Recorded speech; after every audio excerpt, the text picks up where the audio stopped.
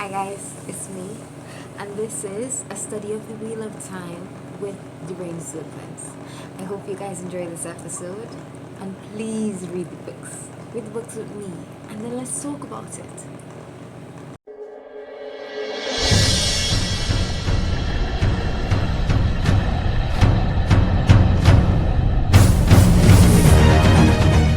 Hey guys, I'm back, and this will be chapter 11 of the Elder World. But before it is a start, I want to tell you, the readers, the people it is I hope that read it. Oh, you know, it have a series about this? Like, I knew for years and years, me and Daddy used to talk about it. Hey, they say they're going to have a real time series. Yeah. Hey, it's supposed to be popping. It popping in December. It popping in December, guys. A Wheel Time series. Now, I am racing because it is I am not finished with the series, and I have to get to the end before it is a save. If it is you are a reader, I'm not sure if it is all readers are like me, but when it is like I see the series, and then it is sometimes I doesn't feel to read the books, and I know that the books are going to be better. The books are always better. There is no way that I'm going to get more information from the movies than the books. You understand? So I have to race against the clock, guys. Against the clock. I'm so happy. I'm kind of a bit like, I don't know if it is they'll mess it up, because of course, now listen to this. All of the writers that you've ever think was great, I think the person that wrote Aragon, the Lotterer series, the Harry Potter series, no series has ever been this big, you know. Like, this is 14 books if it is you don't count the prequel, 15 books if it is you do. Series huge, and of course they're going to have to leave some things out, but the way in which they do it has to be to our standards. We've been waiting. Me and Daddy was only understand that Daddy was 49 when he died, and this is like 2 generations. This series came out when it is my brother was born. Okay, we have been waiting. We have been talking about, if it is I could have watched this with him, you know, guys, watch this with Daddy, I'd have been like, oh my god, we have to do this, and it's going to be Christmas, it's going to have to not be teaching, we have to do this.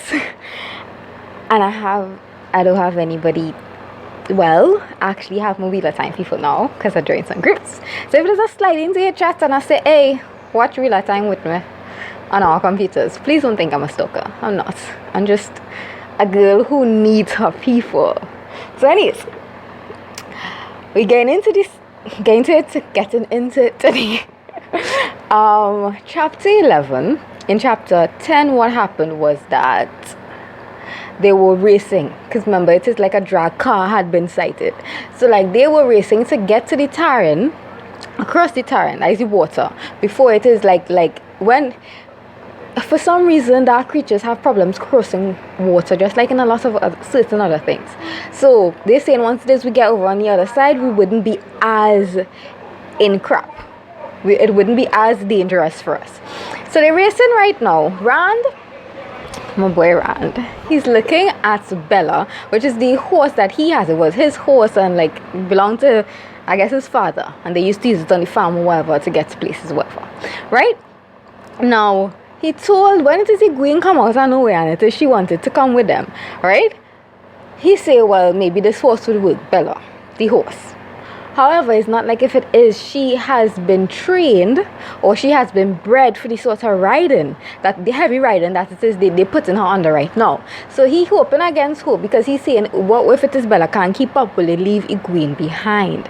And if it is, Egwene and Ran have a thing going on, they liking each other or whatever.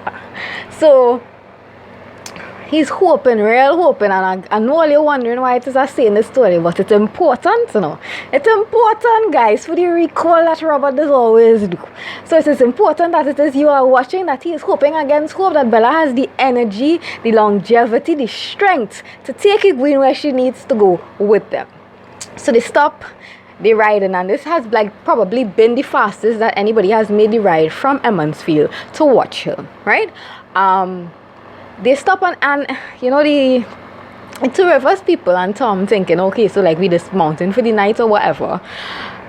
they're tired. The horses heaving and blowing and ladder gathering at the end of the, I don't know. And because it's been a long ride, it has been a long ride. And remember, the space of time that it is was shorter, but that is because they were riding the horses very hard. So what, like Ran and all of them asking, well, maybe it is, maybe we stay here this mountain for the night, and whatever. Go and make camp in Watchhill, which is a town within the two rivers. But no, that is not what he was doing. They dismounted because Maureen is going around to all of these animals, and she's sort of like, it's not exactly healing, but she washing away their weariness. That's how it's like. Okay, so I have been diagnosed with sickle cell anemia, and sometimes I've been in hospital. They give us narcotics. The pain hasn't disappeared, but the narcotics makes you feel like if it is, it tells you the pain is not here. And that is exactly what it is Maureen is doing. She's telling the horses with her magic, I guess, one power, the weariness that you're feeling is not here. You are very well rested and you can go. So that's, then a Draghkar comes down close enough to like Ran was feeling the slimy skin and thing. So the Draghkar come down on them low and his wings beating against them. And then he going up again and he's shrieking in the air, right? The freaking Draghkar. And this is because, they call it harrying. I think harrying, or it's like a tactic. I need to scare you so that it is you wouldn't be as vigilant and as capable. Trying to let you know we coming for you. We coming for you. Right? So the Draghkar didn't attack, but it did calm down. And apparently when you breaks out, the freaking horses start to like rear up on their hind legs. They're not on it, they're whinnying, they're ready to run, right? And if it is Ran was in the saddle, he would have been yeeted out of it by his horse, right? And the only two horses, I love this, guys. The only two horses that keep their calm are Maureen's horse Aldib, and Lan's horse, I think it was Blade, right? No, is in the old tongue. Its meaning is Blade, but the name is in the old tongue. I forgot.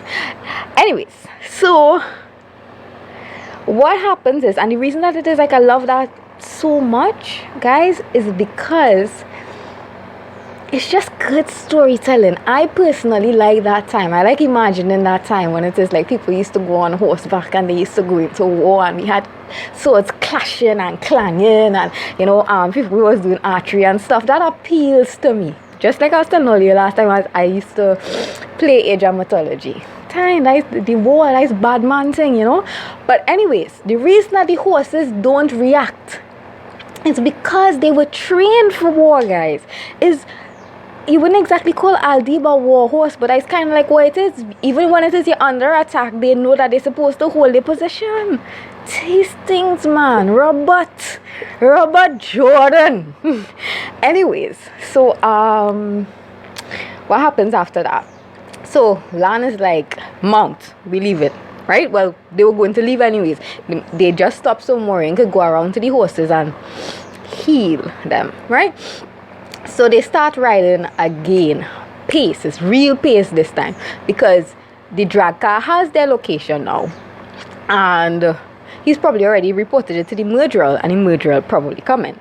So serious pace. So Lan is asking Maureen, hey, you think you could kill it? And she's saying, I can't. I need a clear shot, just like an archer. She need a clear shot. She didn't say that, but meaning, interpretation, context, guys, context. Anyways, so she's like, I can't do it while it is on horseback. But what she does do, and as I said before, I don't like Maureen, but she bad. She freaking bad, because I'll tell you after. Anyways, what she does do is that she brings fog up to cover them, so that the Draghkar doesn't have the exact location, but he has an idea of where it is they're going. So they still need to run as quickly as possible, right? So they run and the Draghkar screeching in the background, and he was angry when it is like she pulled fog up around them, because he can't see anymore. Visibility has been cut.